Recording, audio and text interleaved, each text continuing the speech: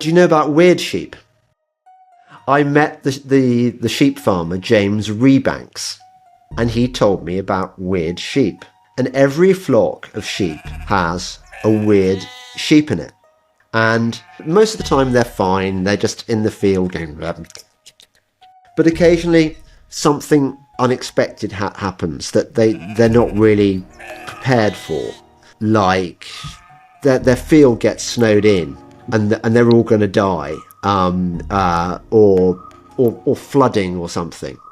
And at this point, the weird sheep will do things like, it'll be the one that climbs up the snowbank onto the wall and leaps over to the other side where the snow hasn't piled up and they've still got access to grass. So the weird sheep is rejected by the flock for most of the time, but that's pretty much what the weird sheep does.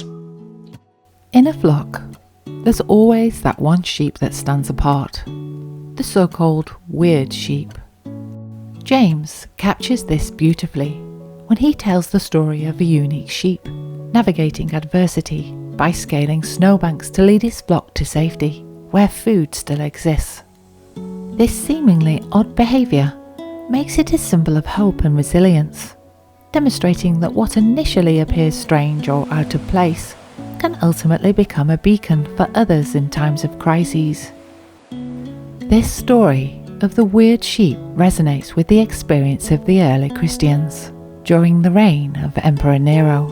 In 64 AD, after a devastating fire swept through Rome, Nero harnessed the chaos to divert attention from his rule, scapegoating the Christians, a marginalised group regarded with suspicion and disdain. The persecution that followed was harsh and brutal, yet in the midst of such suffering and fear, the ordinary Christians, mothers, fathers, friends and neighbours, represented the weird sheep of their time. They stood out, not because they were peculiar by choice, but because they chose to embody grace and hope, guiding others towards redemption through their unwavering faith in Jesus Christ. Fast forward to our present age, Christians often still resonate with the identity of the weird sheep. Well, what had happened was the city of Seattle effectively made reading the Bible aloud a crime. In a world that increasingly values conformity, standing firm in one's beliefs can become a source of isolation. Well, Christians in the Muslim world risk their lives to share the gospel. Now that danger is spreading to the West. A Christian evangelist in Britain is facing similar threats, and not only from angry Muslims. She's also been arrested by the police. Dale Hurt has her story from London.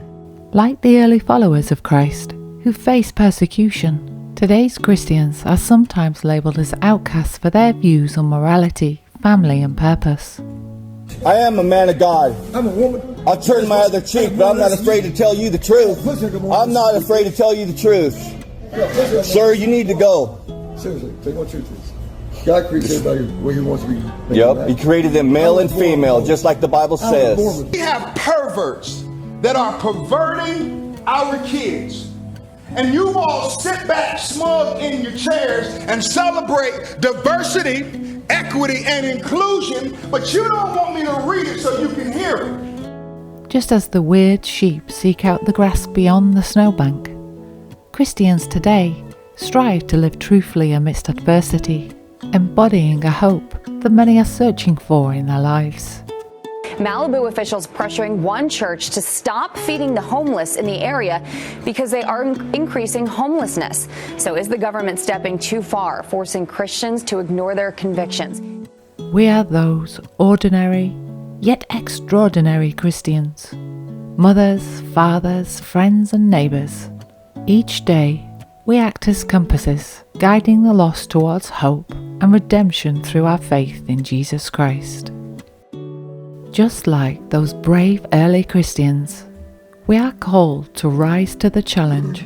Even when it feels like the world has turned against us, we must embrace our identity as the weird sheep, understanding that our differences are not weaknesses, but profound strengths that can bring nourishment to those around us. As we reflect on our own journey, we can remember that the ultimate goal for every weird sheep is to lead others home to salvation through Jesus Christ. And we must ask ourselves, are we willing to climb that snowbank, to be the outlier, and to lead our communities towards a place of restoration? Let us be inspired by the wisdom of Peter, where it says, "But you are a chosen race, a royal priesthood, a holy nation, a people for his own possession, that you may proclaim the excellencies of him who called you out of darkness into his marvelous light." As we embrace our identity as the weird sheep in a world that often misunderstands us, may we be emboldened to share the good news.